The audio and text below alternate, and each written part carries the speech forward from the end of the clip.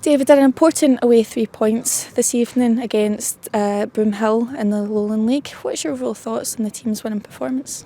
Probably a game of two halves in terms of the performance. Probably the first half I thought we had too many turnovers. We were partly just our speed of play. I thought we had enough bodies to go and combine and play in small spaces together before escaping. We made it quite individual, the game. Probably went to areas of the pitch that left us quite isolated, which resulted in, if we couldn't combine and we didn't win the 1v1 kind of scenario, then we turned the game over probably more than we'd like to have, which resulted in us probably having to defend our box more than we'd like to have had either. We did certainly always had a real moment of quality with Aaron's goal in the first half, which showed what he's capable of doing. Obviously that's the last couple of games now he's reaching the levels that we believe he can.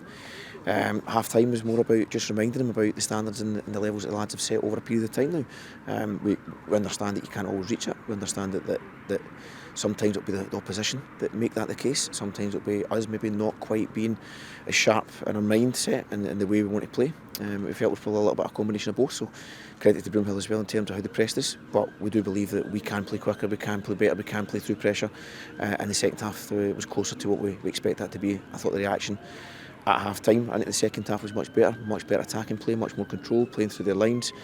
And we probably didn't get as many, or didn't convert as many of the opportunities we probably felt we could have. But as I say, I think sometimes when you're in these games where you're maybe not at the level you want in certain parts of it, you can be punished. That wasn't the case tonight. So that's credit to the boys in the way we've managed to still defend when we have found ourselves in kind of transitional moments. So, and I see the second half, great reaction and a much better performance. How important was it the first goal to sort of set the tone for the rest of the game, but also Juan's second half goal as well to kind of almost put it to bed? Well, the first goal, as I said, was the real moment of quality that we had in the first half, and that is Aaron Lyle when he can do that. He had moments like that the second half as well. We didn't quite get the goal at the end of those situations. Juan was a good reactive goal because obviously it was a second phase in the box. And you know that was an important goal because it does settle a little bit. You get yourself into that breathing space and you can calm down a touch. But in fairness to Broomhill, they still kept an energy within their game, particularly at possession, and when they turned their back line, they still tried to make sure it was difficult for us. So it was never settled, it was never easy. So again, it was good that our lads managed to see through the performance and getting the result. But as I say, I think I'm more pleased about how they reacted to the challenges we set at half time. And although as I say, we got ahead in the first half and it was only one goal scored in each half, I'm still, as a group of staff, we're still much more content and pleased at how we tried to play the second half, and it was more like how the guys have played for most of the season. So, but again, I'll go back to it. It won't happen all the time, and there'll be different reasons for that. But the important thing is that they understand it. And I know at half time when we walked in, the lads were sitting there, they knew that we could be better than what we were, and they accepted that. They accepted the challenges and they reacted to that. Mention it there, Broomhill did challenge the squad, especially in the final third, with Jay pulling off some critical saves as well.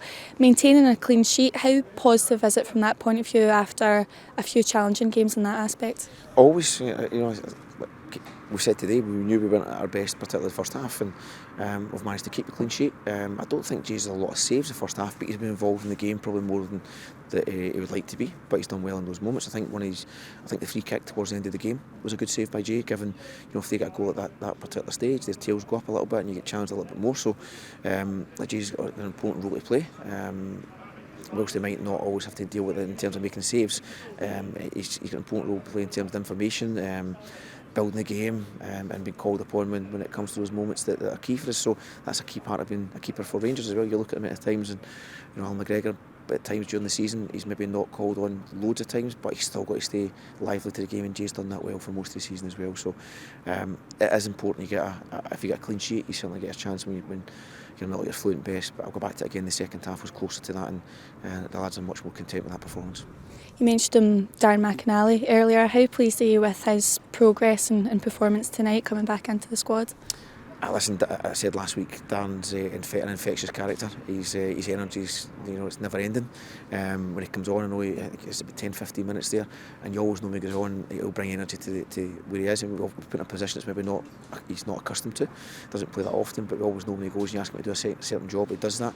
I'm gutted he never got the goal at the end, and when he's left foot.